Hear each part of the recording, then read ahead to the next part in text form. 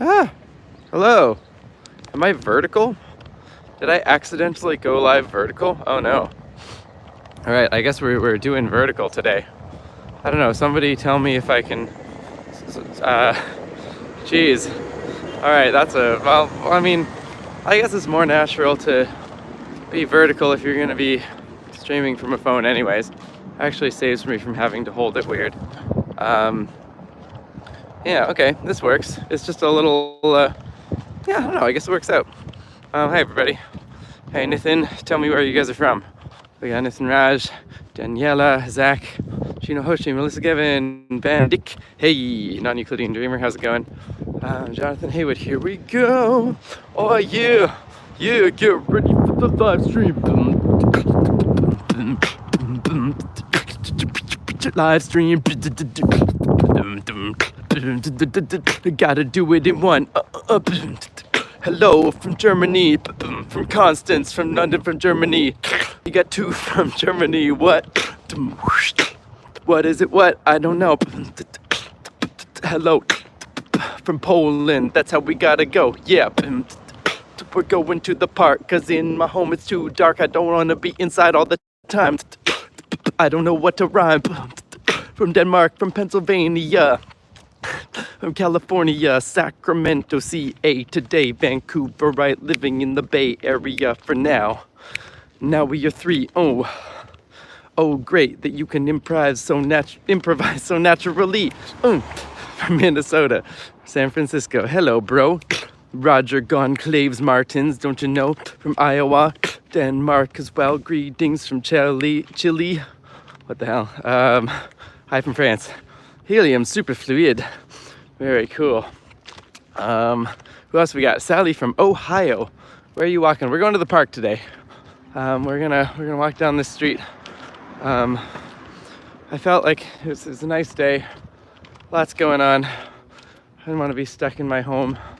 I'm allowed to be out, so I'm gonna be out. We're gonna go and we're gonna sit in the park. We're gonna see some squirrels. Hey, from the Canary Islands, Spain. Hello from France. This was an oddball stream to introduce my friend to. Sorry, Zach. We have all sorts of things.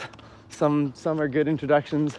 If your friend doesn't enjoy this, then tell him/her to not worry about it, and they never have to come back, or if they do, they can get back to one of the more normal ones.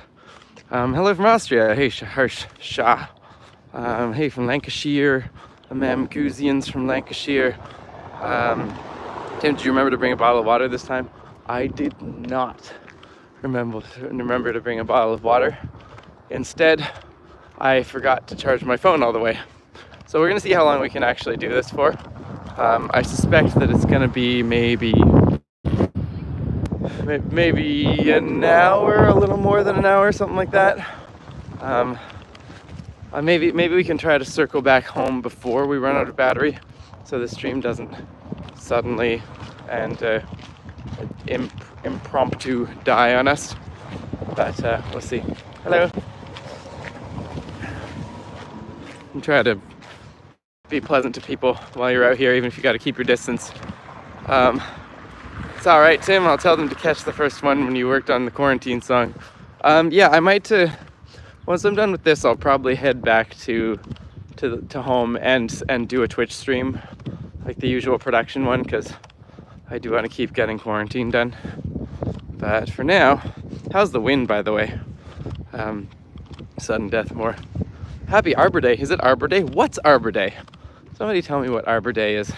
I know it's something to do with trees, but being a Canadian, I don't think we have Arbor Day. Is Arbor Day a thing that people have other than in America? Yeah, I don't know. I haven't been outside in too long of a time. Siraj Baruch is from India. How are you doing? Is it middle of the night there? Or is it already the next morning? Sudden death, more like impromptu die. All right, Siraj, I heard you the first time. Oh, look, we've got a whole legion of people.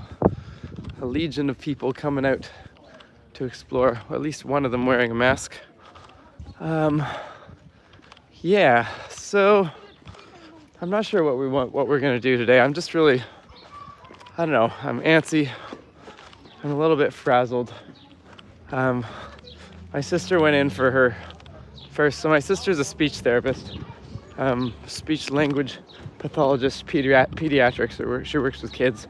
But she's technically a government employee, technically a government health employee. So here in the province of Quebec, where I live in Montreal, which is pretty much the center of COVID for Canada, the situation has been that they stocked up really early to get the hospitals prepped. The hospitals have lots of staff, lots of equipment, but they didn't think about nursing homes nearly enough. And they pretty much put all their resources into the hospitals and actually sent a lot of hospital patients into nursing homes with insufficient staff and kind of overcrowded. So now our nursing homes are just devastated. There are some that have like a 75% infection rate and like half the staff is off sick. And so the government has decided as of yesterday that they're pulling everyone who's even tangentially a health employee off of what they're usually doing, and they're sending them in to be PABs for the nursing homes, which basically means you're cleaning and feeding sick patients, for which my sister has no training. They're giving them like an afternoon to get ready to figure out how to put on personal protective equipment. They're showing them guidelines and saying, well, these are all obsolete. You don't actually have to have more than 2 masks a day. You don't actually have to change these things. These are all guidelines that are definitely totally necessary, but they don't have the equipment, so they're telling them to ignore them. And so my sister came home today just not sure if she could do it, not sure if she's gonna have to quit her job. What's gonna happen? Apparently just the entire training staff is sort of in tears being explained the situation and being sent off to these crazy places where just everyone is sick. And like the janitors are cooking food because the wait staff are off sick, and it's just an absolute mess. So sorry to be kind of a downer today. The union, because they're government employees, they've disbanded the collective agreement from the union. It doesn't apply anymore. They're allowed to quit if they feel they're inadequately protected, but they have to prove it. And the Quebec government has been constantly changing the standards of what adequate protective equipment is, sort of to make it fit with what they are capable of. It really seems like it's not evidence-based, it's more pragmatism-based. And if you change the guidelines, then no one can accuse you of not following the guidelines. So here we are. That's the status of what's on my mind. How are you guys doing? I don't know. So I don't know. I don't know how it's gonna work here. Like, it seems to me that if they think that everyone's going to do that, that people from speech therapy and psychiatrics or whatever, like people with no training in this, are going to feel they're able to do it and they're able to put their families at risk. I think they're gonna have a lot of people walking off the job. I'm not sure what my sister's gonna do, but it's really bad. I mean, I suppose the good news is that if you already have 75% of the people in a nursing home affected, it won't last all that long because there's not many more people for it to go through. But yeah, let's hang out here for a bit. I'm just gonna sit in the park. This is my home park, NDG. I think this is called, I don't know. I won't necessarily tell you the name of the park so you can't Google Maps snipe me. What's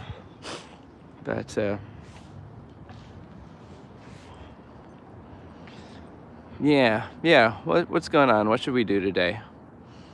Spent the morning with, caring for small children. Yeah, I mean, it's so, Dustin, it's weird to me that parks are closed of all places. Like, this is the thing that I'm seeing a lot. People are closing parks. And I don't particularly get it because it's not hard to be super separated from everybody else out here.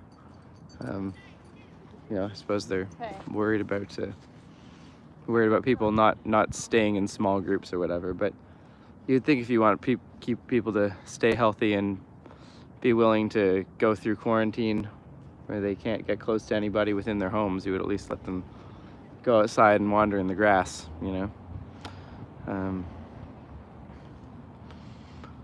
yeah.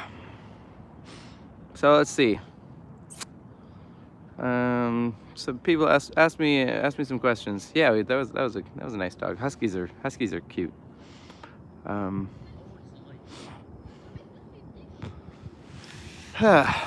Dude, we're still doing the please don't stop your singing. Well, I mean, I'm out here today. I could have brought like a ukulele or something, but I don't know how I would hold my phone while also doing ukulele.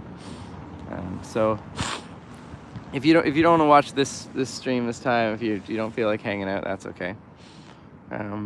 Melissa Gavin says here they're trying to open everything till the 4th of May. You mean open everything on the 4th of May? Or getting everything open by the 4th of May, or they're trying to keep everything open till the 4th of May? That seems optimistic to me, Melissa. If it's try to get everything open again by the 4th. Guys, I think we're in this for a year. I think that's the more I look at this, the more that's my indication. So maybe this time next year you'll be looking at Isolate Together number 365.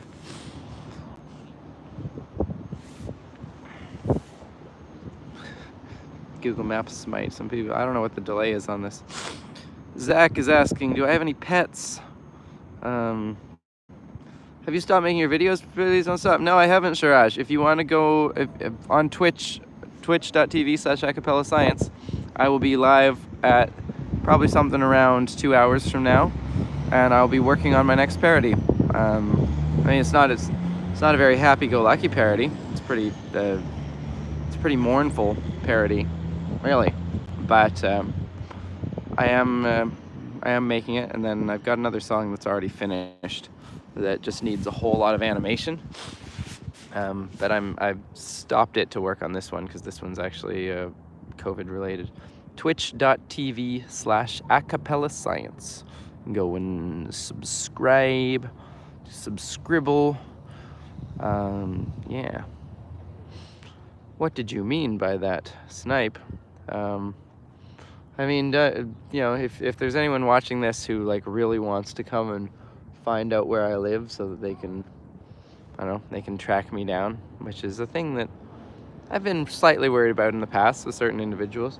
I should probably not put publicly on the internet my exact location, because this park is pretty close to my house. And so if you found this park and you wandered around, there's a not unreasonable chance that you could figure out where I live. And I would rather not dox myself. Yeah, the funny thing is that the Twitch stream is, like, even though it's in the middle of the night for a lot of people who are watching this, that's because this mostly got people for whom this is the evening right now. For me, this is 3 p.m, right? Yeah, the link is in the description of yesterday's stream, which is still public, so you can go look at it. It's also in the Discord, just in a whole bunch of places. Anyways, if you just search Acapella Science on Twitch, you'll get it. Melissa, what's going on in Germany? Yeah. Have you had long hair, Tim? Yes, this is. I mean, I'm getting there again, haven't I? But aren't I? But this is not the longest that it's been. When I was a teenager, I was in metal bands a lot. I got a set of drums when I was 12. I played punk for a couple years, because punk is the kind of music you can play with absolutely no experience. And then I switched to metal. And when I was in my metal phase, I grew my hair down to about, I don't know, like here-ish. I actually had very luxurious hair. I had a lot of girls tell me that my hair wasn't, they wished they had my hair because it was apparently very nice hair. I don't know. Ever think of doing a metal song cover? Yeah. I've the two that are on my list right now are Nothing Else Matters and Through the Fire and the Flames. I've been trying to figure out both of those for some time. I think Fire and the Flames will probably get done first because it's like a cooler, I don't know, it's a more epic track. Although it's going to be really hard to do. Like that one is going to be a lot. There's going to be a lot of digital trickery going on to make Fire and the Flames into a a cappella song because it's just I don't know. I don't know if it's entirely doable. Yeah, let's see. They want all schools on May 4th to open all schools on May 4th here in Germany. At least that's the plan so far. Yeah, it's I haven't looked super into Germany's situation, but that seems unlikely to me, Melissa. Rush, good old Canadian band. R.I.P. Neil Peart passed away recently. Yeah, I could do. I don't know. You need a good idea. Is the problem. Like if I'm gonna do 2112, I gotta figure out something that's worth a 20-minute story, right? No. What would work? Someone give me ideas for a Rush parody. What rhymes with Tom Sawyer? There must be some physicist with a Tom there, with a Tom name. Someone asked if I've ever contacted Weird Al. I've never talked to him. I've never actually been in contact with him. I saw him live when he was here in Montreal. He did like a show in the middle of just in the middle of the city outside. Great, like surprisingly good performer. Like it's really hard to do song parody comedy live and make it work. Like this is something that I feel like Bo Burnham struggled with, was like comedy songs, people listen to them over and over and they know them by heart. And that means by the time they come and see you live, the jokes don't land. It's like if you went and saw a stand-up and they were doing the same material that they did on a Netflix special for and you watched it like 10 times. Did he just go to the park? Yeah, here I am in the park. Not after dark with a shark. But Weird Al was actually really good at mixing it up. Like he did a lot of, I don't know, he had a lot of like bits of his songs that were like weird mashups, or he'd change it around, or he'd come out in ridiculous costumes. And he had, I don't know, like all of his classics he kind of did in like micro bursts that would just like remind you of it and then like move on to something else before you got bored. He had a lot of like cool, I don't know, audio-visual gags going on. Is it really hard not to touch your face? Yeah, it is. It is. I mean, you gotta wash your hands and not touch your face. Best. You know, if you can do one of those really effectively, then you can probably get by mostly. You know, you get like 80% of it. Just do a straight cover of Rush's Natural Science. Yeah, I guess that would work. Or what's that one about the trees? Where the trees are they're like alive or whatever. What else we got going on?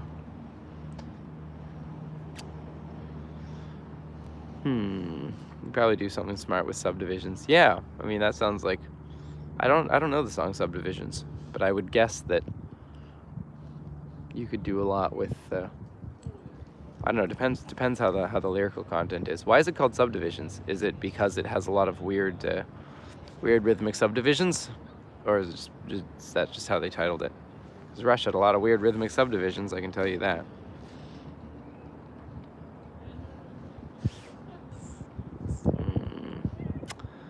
Ooh, a taxonomy song. I mean, I did the Animalia chorus. That was kind of taxonomy-ish, phylogeny, or whatever you want to call it.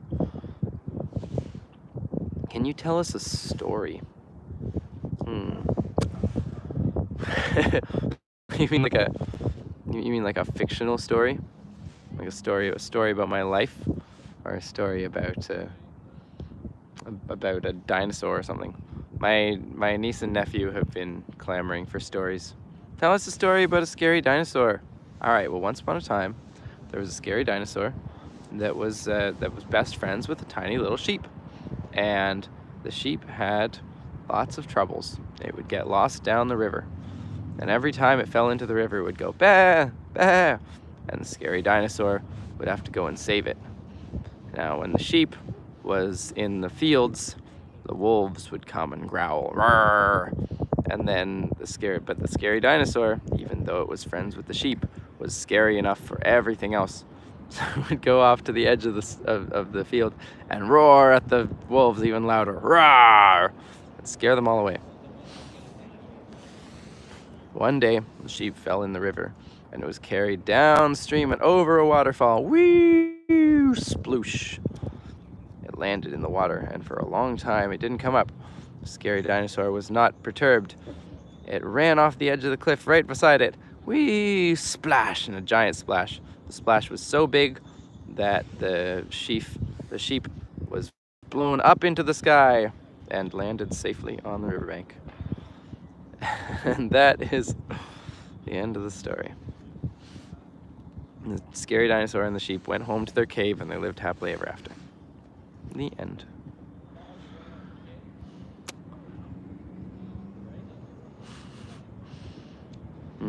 Let's see. What else is going on here? Yes, I agree. It's gonna be a weird stream. I don't know. Someone asked me an interesting question. Hello, Tim. Hot here in Los Angeles today. You are amazing. Just discovered you recently. Sweet. Thanks, Alice. I'm glad to. I was expecting a story about some scar you got as a kid. That works. Oh, I could tell you the story of this scar. You can see this one on my hand. I got that one because as a kid I was a firebug, and like a lot of the times, my friends and I would just go and buy firecrackers and fireworks or whatever and set them off. And we'd start gigantic fires in our backyard or wherever. But this happened because I was a kid making a fire at a campground where my family used to stay every summer, and we had there. I didn't know much about proper kindling and proper proper usage of an axe. So there was an axe and there was kindling that you were supposed to chop into little sections, and I thought it would be a good idea to hold the piece of kindling like this and to chop it with the other hand. And well, I missed the kindling, or rather the axe bounced off the kindling and sliced right down here. You can see it very narrowly missed the tendon. Had quite a big gash, and blood poured out of my wound, and was a little freaked out. But it wasn't that bad. I mean, we stopped it up and put a Band-Aid on it. I probably wouldn't have even had this if we'd actually gone to the hospital and gotten stitches, but we were camping in the middle of nowhere, and it was just like, well, let's disinfect it and put bandages on it. It'll be fine. It was fine. No, we just got this thing. And as Dumbledore says, scars have the power to remind us that the past is real. So, it's worth having a couple scars, I guess. Let's see. Tell us the first word that comes to your mind. Pumpernickel.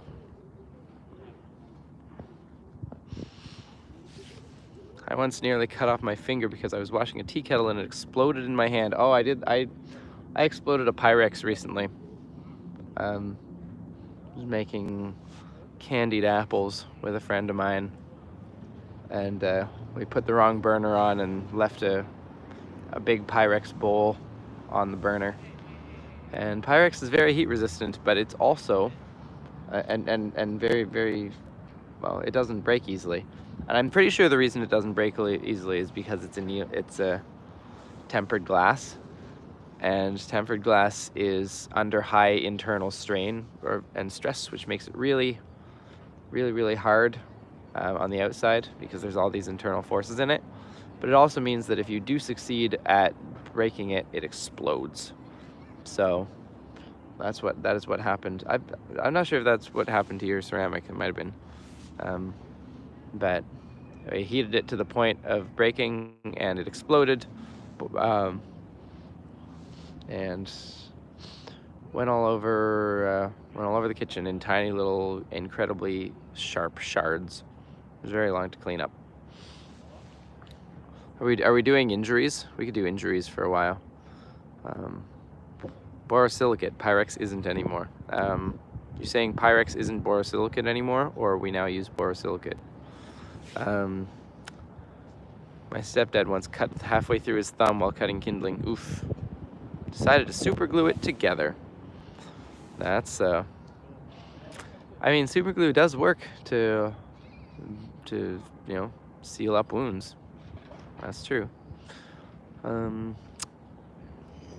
Yeah. You want to avoid quick temperature changes.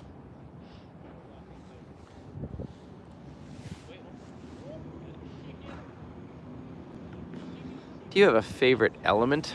Asks Valdemar Branding Hansen. I don't know. I like the uselessness of technetium. I know it's not actually useless, but just like the fact that no one ever, like, it was just an element that was a hole in the periodic table, and it's like, well, we gotta fill it. Let's go make it. So they made it, and someone tell me the uses of technetium, because like every time I see fact pages of all the elements, the one fact for technetium was this is the first element that we had to make ourselves. So what was the? But does it have any other uses? Like if we had to make it ourselves, what was the point of? Then we're not going to use it in anything. What's the point of making it? I don't know. I like carbon. Carbon's pretty sweet. Carbon it's very versatile. You know, its ability to form 4 single bonds or some double bonds or some triple bonds. Corrosion inhibitor. Oh, and in medical imaging. Cool. How is it used in medical imaging? Is it just like a screen, like as a screen, or what? Or as a tracer? I like oxygen. I kind of like oxygen. Fun to breathe, says Radislava. Yeah, oxygen's cool. Favorite element is so weird. It's like there's most of the elements are in general required for life, and on some level. Which is the first element that isn't required for life? That like, if it didn't exist, we wouldn't miss it. I mean, maybe helium, actually. Does helium get used for anything that we actually need in our lives? I mean, I guess it depends how tangentially you mean necessary for life. Like, I don't think we have any use for helium because it's super, super inert. But on the other hand, if helium didn't exist, then you're talking about the whole extinction of the sun's fusion reactor, and it's pretty important to have the sun do fusion, I would say. Although if helium didn't exist, then maybe the stars would just collapse further, and they would go straight to fusing lithium or carbon or something. I don't know. That would be interesting. I wonder if anyone's like tried like hypothetical universes where you just X out an element. Like for some reason this element doesn't exist. There's something wibbly wobbly, timey wimey that makes it too unstable to exist. So there's just like a hole in the periodic table, and figure out the universe that results from that. That sounds like a potentially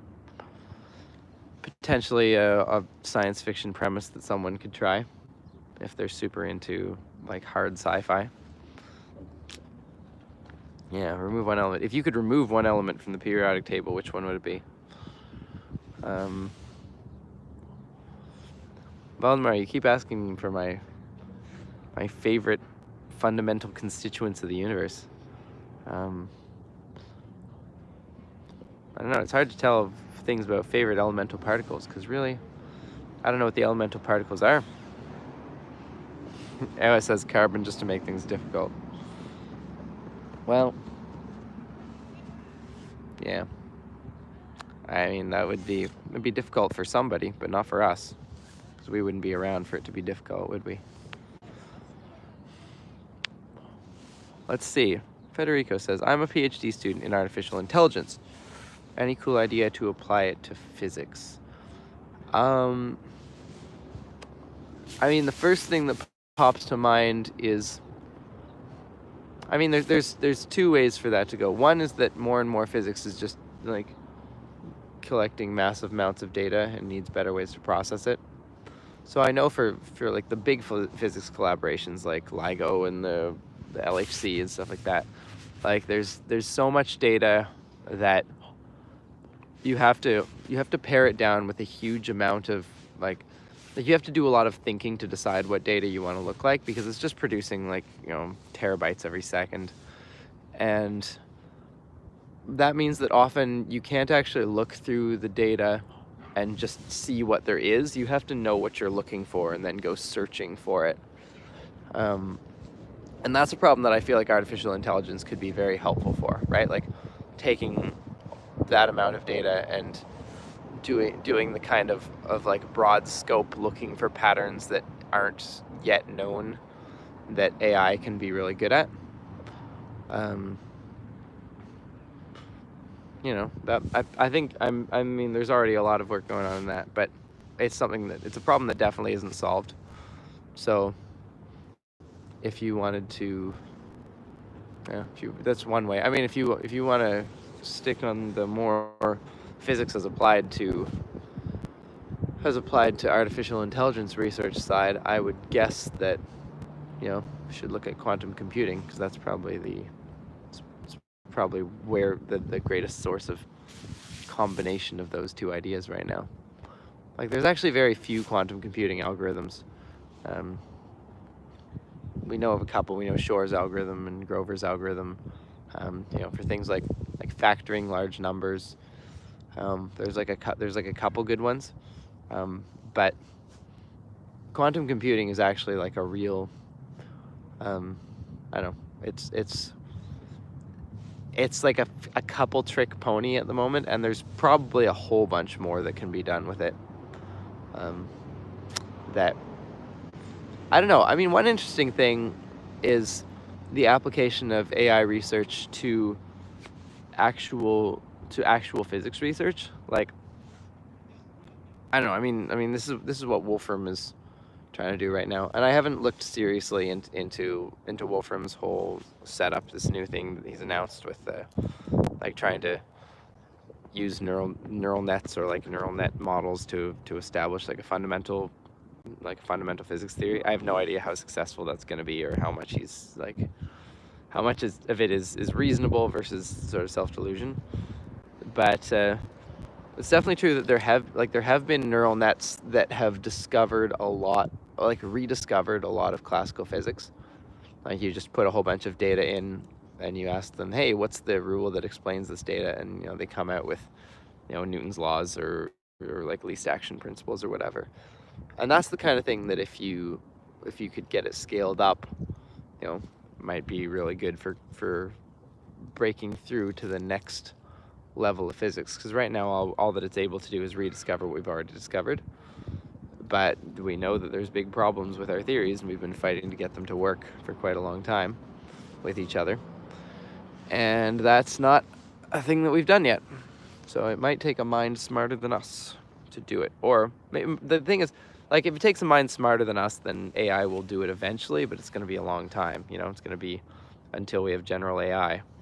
But if it can be done with a specialized AI that's really just a super, like, turn data into patterned equations recognizer, it might actually be, it's not totally unfeasible to me that could be done with the current state of computing technology and AI if someone could figure out the right way to implement it.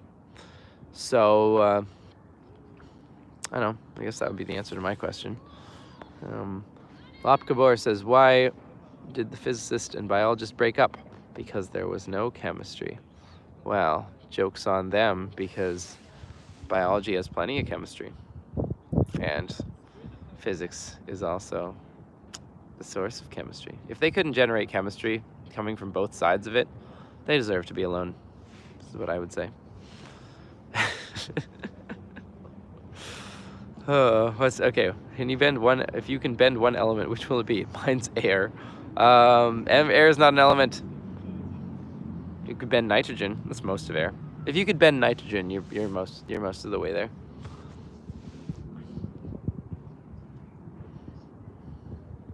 Is thermodynamics physics or chemistry? Neither, Mahir. Thermodynamics is fancy counting.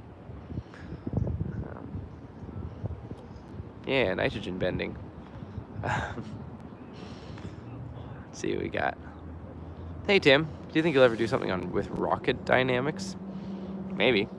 I mean, I have been really into Elton John, and that sort of screams out for Rocket Man. But Rocket Man's been so used by, like since Elon Musk launched a Rocket Man into space. I don't know a lot about rockets. I mean, I know about the exponential rocket equation. But in terms of like the engineering and internal workings of rockets, I think my understanding at this point is pretty, it's like basic science enthusiast level, right? Like light this thing, send stuff that way, make you go that way. It's about as far as I go. If you want to move right, you need to throw something left, and rockets are a real fancy way to do that, essentially. Rockets go up, hopefully. Yeah. If this part of the rocket is pointing up, you will have a bad day, and you will not go to space today.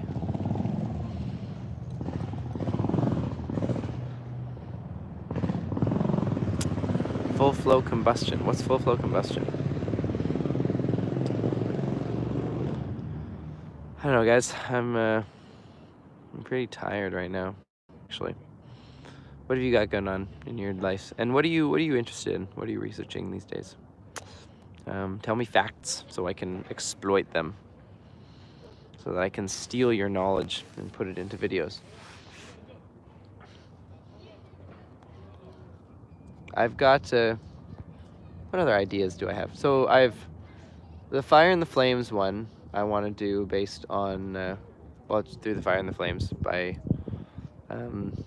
Dragon Force.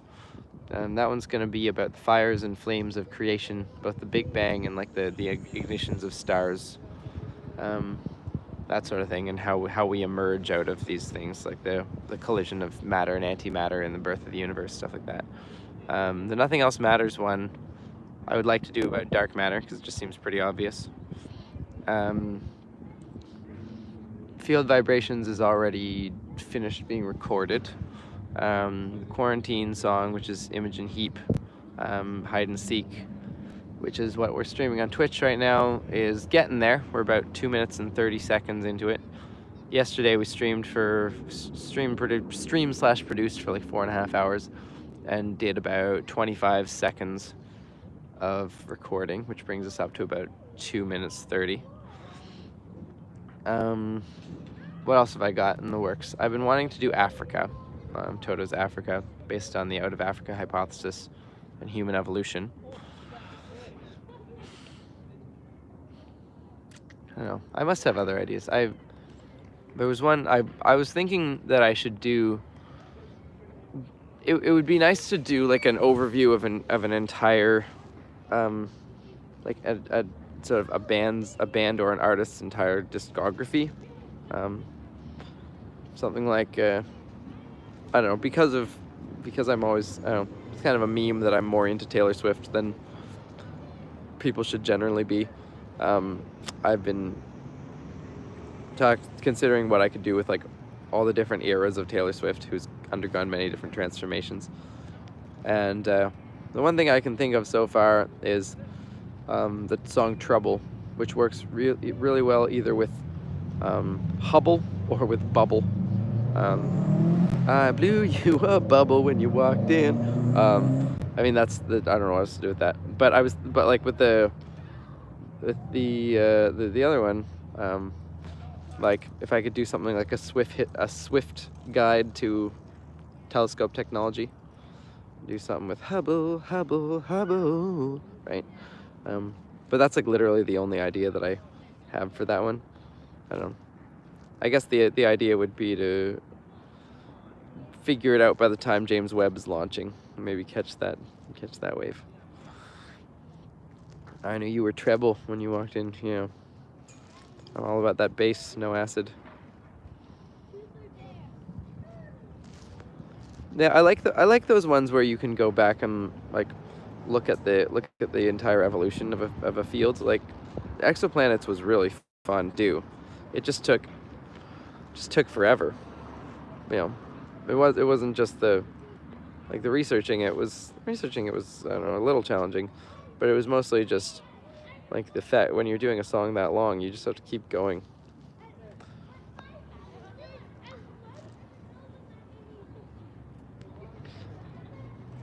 I don't know. I could look through my notes and see what else I've got. I've got like, so what I do when I'm brainstorming ideas is that like I've just got a folder in my notes on my phone that has like every like half-baked parody idea that I have, and often they're just like 1 or 2 lines. It's like, oh, I thought of I don't know, Nicki Minaj super bass, something about super states, super solids and super liquid or super fluids or something like that. I can write it down. I don't know if it'll ever be a thing. It's kind of an outdated track, and I don't know if I want to work on super bass for that long. But here it goes. It goes into the notes, right? So I've got like a whole pile of those. Occasionally I'll just go and scroll through them, and so, like usually what happens is I have like one idea for a pun that I jotted down that's like good enough, and by the time I scroll through all of the random ideas that I had, I've actually bothered to research a couple of them.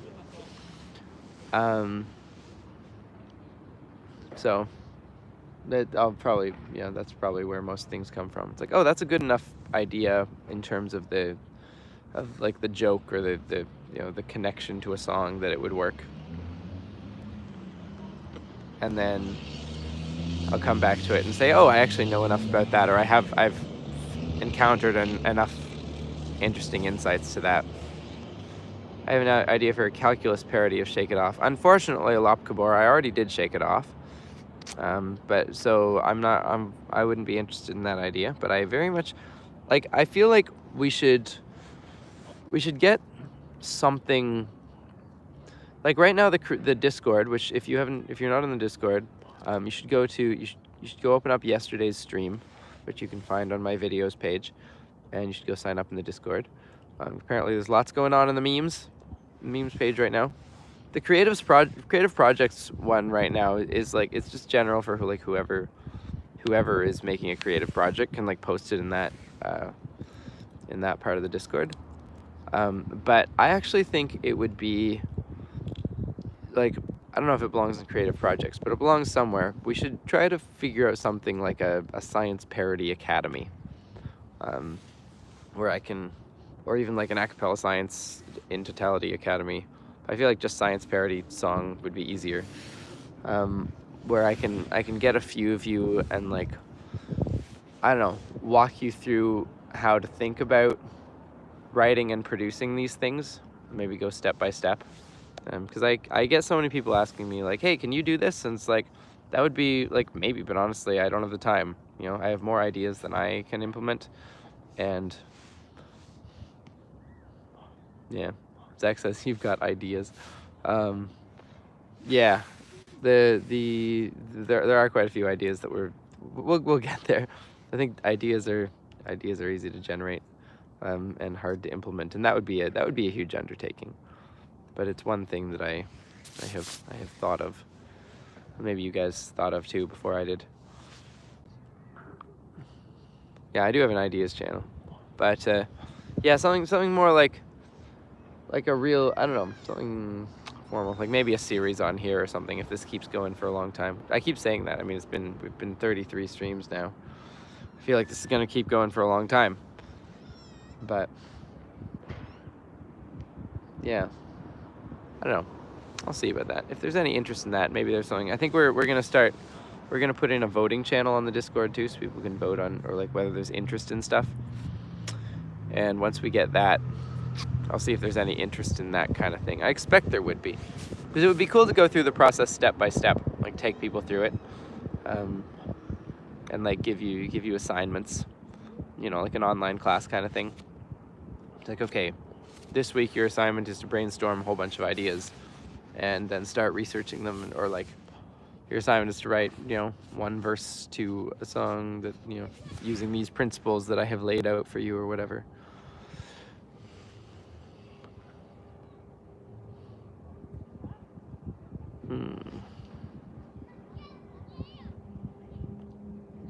Jan Hoffman says, I'd be happy to learn more about the process. I've written dozens of drinking songs for students, but, well, that's a start.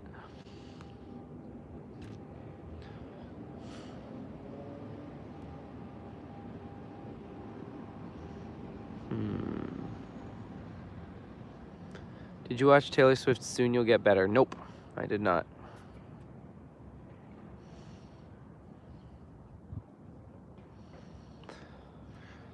Yeah, this is...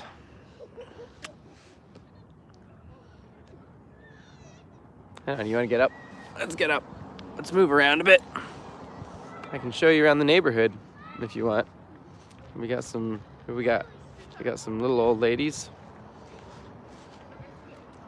We got some people sitting on park benches who maybe don't want to be filmed.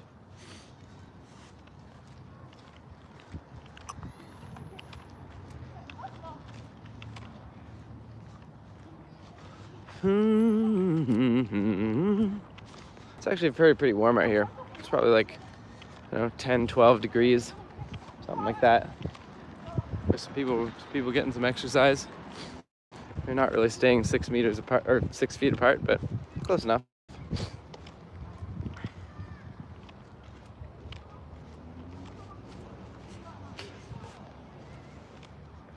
I'm not sure if anyone is spying on us.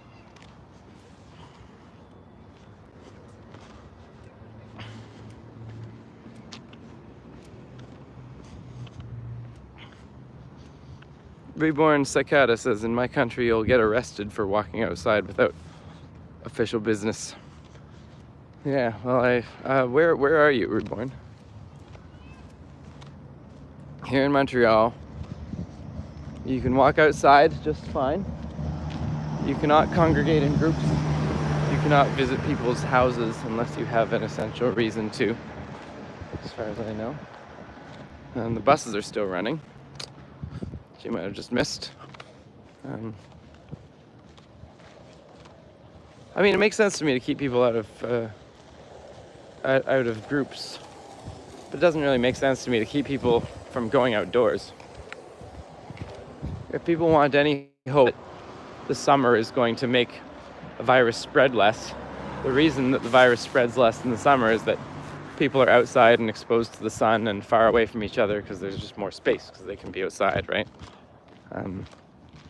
Seems like an odd choice to make summer be more like winter by keeping everyone indoors, even if they're going out and staying away from each other. But does anyone know like the rationale for that? Why it is that various countries have decided to do that? Is it just that they don't have the manpower to enforce isolation unless they can just enforce that everybody stay in their houses?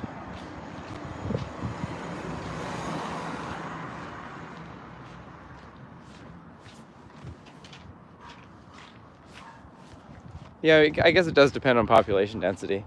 Like if people going outside even a little bit would flood the streets and make it impossible to keep everyone away from everyone, then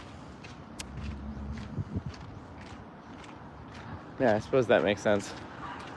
I remember all those videos of Italian mayors going and yelling at people for being close to each other in parks and stuff. But that also means that in Italy they were still allowing people out in parks, I guess. They're just not together. Yeah, Patrick, that's like, so Patrick says maybe more to make it seem like they're doing more than they actually are. So this is one thing that I'm actually pretty worried about in this whole COVID situation, because there's this general principle that applies to a lot of areas of human endeavors. It's called the 80-20 rule, or the Pareto principle, or power laws, or whatever you want to call it. And the general principle behind the 80-20 rule is that most of the time 80% of the effects come from 20% of the causes. This is just kind of a general scaling law of complex systems. In any complex system, generally 20% of the effects will have 80% of the consequences. And what that means is that there might be a way to do a 20%, if you find the right 20% of things to if you find the right 20% of things to implement as restrictions, you, in a situation like this, presuming that this follows a similar sort of pattern, you could potentially get 80% of the benefit from that 20% of things, right? So 20% disruption and an 80% gain. But it's also, the flip side of that is that it's also possible to do the 80% of the wrong things. So like really clamp down to almost the full, like almost 100% lockdown. And if you choose the wrong ones, you'll only get a 20% benefit, and you'll still have, and you'll have all the restrictions and none of the benefits. And it's a little unnerving to me that it seems like a lot of the handling of this is based on what'll make people look like they're acting and doing something and being strong and taking a stand, right? Like, for example, the US and Canada. The US was, by the time that the US and Canada shut their borders between each other, there were so many people infected on both sides that it's the going between the two of them along the border probably doesn't make any conceivable difference, right? Like, if you add up all the people who are already seeding the infection here, and add a couple of people who are coming across the border every day, unless you're doing everything else to the point where you're isolating, and I don't know, like until you're clearing regions of disease, isolating those regions doesn't really make much sense, does it? But it's a strong move, right? That you can say, oh, here's, we're clamping down on the border, right? We're not effectively keeping people away from their homes, and we're not effectively taking care of our elderly people as a disease races through their homes. But we're closing the border to the US, even though it wouldn't make a difference, right? And that gives you something to say. So I don't know how much of that is like, and I wouldn't ascribe all of that to malice by any means.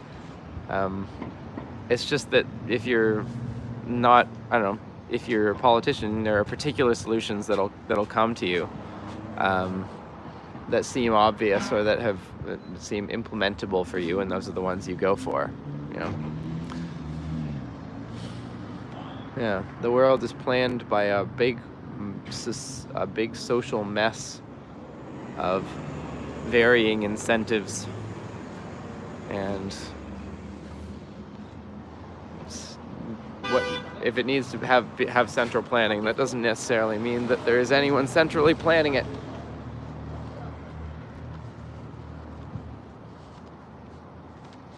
Yeah, trying to keep away from folks as they go in and out of residences.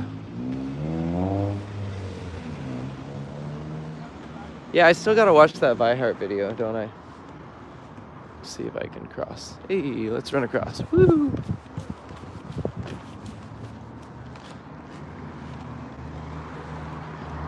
Often in jest says the planet belongs to germs. We just live here. I mean, we are germs.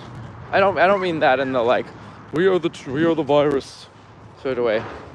But we're descended from germs. Our mitochondria are former bacteria, and bacteria are, the bacteria that we have are innately tied to us and would go extinct without us. There's a good Minute Earth video about how our changing diets are extincting portions of our gut flora that I found really interesting.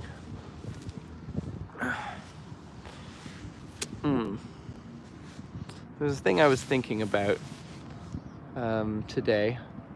So this is something that I was talking about to John Perry on Stated Clearly, and I would like to talk to him more about. Last time we were talking about how this is like one of the great misnomers of evolution is that selection is good. It's one of those things that you get that gives you a lot of arguments for eugenics and all sorts of fun things, like, oh, like, selection makes the species stronger. You kill off the sickly ones, and the herd itself is better able to withstand the elements or whatever. It's actually not true at all.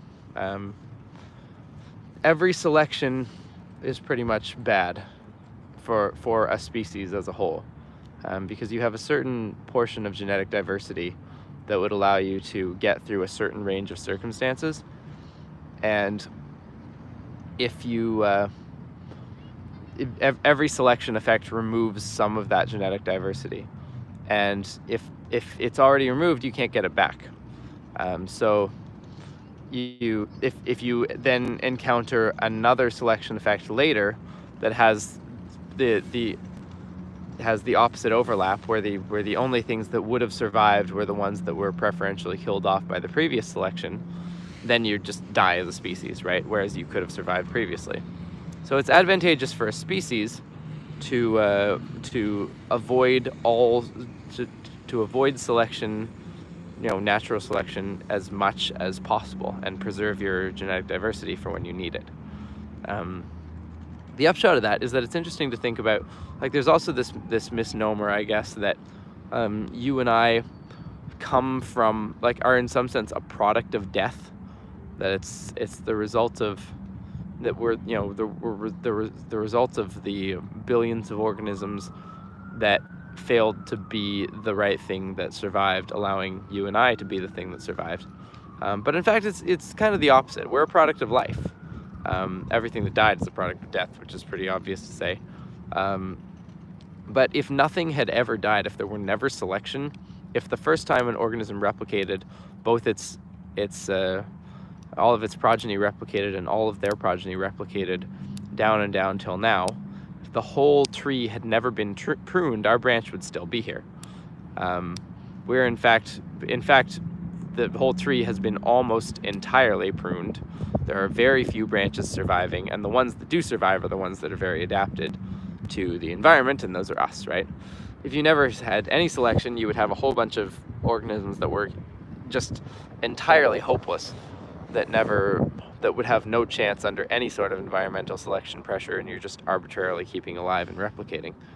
But on the other hand, there are some cases like this where a selection, like one selection will select for one organism, a different selection will select for the other organism, so neither of the population can survive, and so the whole population goes extinct, right? And so if there had been no selection ever in the entire history of life, and from the first cell we had been growing exponentially, which would just be like an absolutely insane amount of organisms, it would be like if you're talking exponential from the point of like the first bacteria, when bacteria grow at a rate of 10,000-fold a day, like the amount of organisms that you're talking about that would survive at present day would just be absolutely absurd. But in that plethora of organisms, not only would there be us, there would also be some organisms that, because there weren't these double binds that would wipe out their whole lineage, might be even better adapted to our environment if today we suddenly turn selection on. This obviously this could never happen. Like in the real world, there's always resource caps. Like exponential expansion always stops. There's not enough particles in the universe to keep it going long enough, probably, for this thought experiment to be true. But it's interesting to wonder, like, if it could be true, how much more complex and adapted to the environment would be the absolute best organisms that are currently adapted. Like if you compare the best organism on that entire gigantic exponential tree to us, or like to the organisms that are best adapted to this world, which ones would be at the top? I don't think it would be us. I think it would be some random one that got pruned accidentally, because there's just so many that could have, had they survived, could have gotten further ahead than us. So I don't know, I'd like to nail that down, because I think if I could make that formal, it would not only be a really interesting concept for like a hypothetical for a video, like a really, like if I could make it mathematically rigorous, or at least mathematically obvious, it'd be a real, like, I don't know, it'd be a real place to point people who get really obsessed with selection and all, like, survival of the fittest, bro. Like, we need to cull the weak. I don't know, it'd be interesting to make that mathematical. I don't know what you guys think about that. Because you could do it, right? If you assume some sort of exponential growth, you could figure out the staggering number. You could figure out the rough rate of mutation. You get an idea of the overall number of organisms. You could figure out how likely it was for any organism of our particular abilities to survive to accidentally go extinct instead.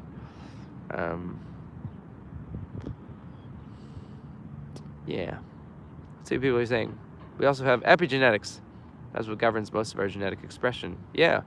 It's all a feedback on itself, right? Like our epigenetics is determined by our genetics. Because, you know, our genes code for the histone proteins and code for the proteins that interpret methylation and everything else. And those proteins in turn on and turn off which genes should be active in our particular environment for our particular case of our cell type or our situation or whatever it is. Yeah, I don't mean to restrict it to genetics either. I just mean like anything that could be a point of complexity of like overall variation. Non-Euclidean says we could try that in Primer's engine. Yeah, I think that would it'd break every known computer to try and run that evolution experiment. In some ways it's a lot simpler, because you don't have to, if you completely turn off selection, most of the complexity of figuring out what survives and what doesn't gets totally thrown away. You're just like endlessly expanding to the entire. It's like you start at some point on the evolutionary landscape and you just expand outward at the speed of evolution in all directions, and then you look at that overall like hyper ball of space contained in the evolutionary landscape that we would have figured out how to get to just by the velocity of change, and you find the optimization point for survival in this particular environment. Like, it's not doable, it's not a tractable problem, but it's also like because there's no decisions really to be made. It might actually be fairly simple to think about, get some raw numbers on like the number of different variations, and I don't know. I'm gonna wait for John to get back to me. I asked him the question initially and he didn't seem to quite understand it. Yeah. So, what is the speed of evolution? I mean, and it changes depending on like what your mutation rate is. There's some indication that bacteria have actually optimized their mutation rate. They've figured out the optimum amount they should mutate to get the best evolution for their buck.